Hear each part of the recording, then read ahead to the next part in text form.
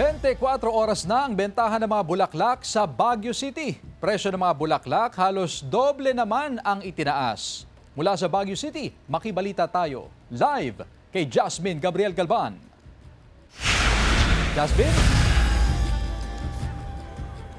Chris, sa mga oras na to ay nagsisimulan dumagsa yung mga bumibili ng bulaklak dito sa Baguio City.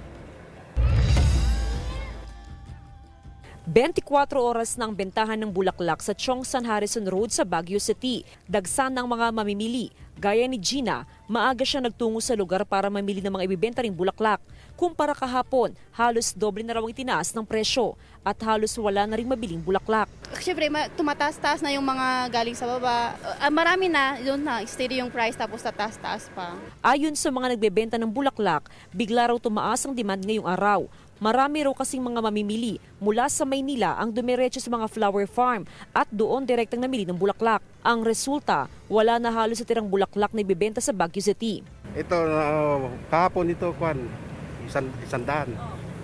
Ngayon 170 na. Ayun, kahapon 120, ngayon 200. Kumukulang ang dinadala sa ibang lugar. Katulad na sa Maynila. Nagulat din daw ang ilang magsasaka sa bigla ang dami ng buyers mula sa Maynila at maging sa ibang probinsya. Tumaas ngayon, ma'am. Pero baka mas lalo pa bukas, ma'am. Kasi yung mga iba direct na Manila. As of 2 p.m., nasa 200 hanggang 350 pesos ang kada bungkos ng Malaysian mums.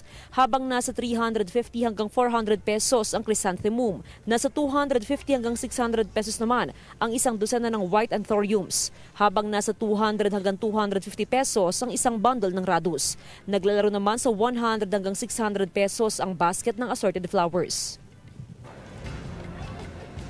Chris, dahil sa may kataasan ng presyo ng bulaklak at inaasahang tataas pang presyo hanggang bukas, ay merong mga ibinibentang flower arrangements na affordable o pasok sa budget ng ating mga kapuso. Gaya na lamang ng mga flower arrangements na nakalagay sa mga basket, sa mga vase at meron din yung mga nakabouquet. Gaya na lamang ng mga flower arrangement ito, Chris, nasa mga basket na siya ay nagre-range sa 80 pesos hanggang 100 pesos. Meron din yung medyo mas maraming mga bulaklak. Ito naman ay nasa 250 hanggang 300 pesos at yung mga ganitong klase naman ng flower arrangements o yung mga nakabouquet na ay nasa 200 hanggang 400 pesos ang kada bouquet. So maraming pwedeng pagpilian na klase ng bulaklak na pwedeng bilhin na pasok sa budget ng ating mga kapuso. Chris? Maraming salamat, Jasmine Gabriel Galvan.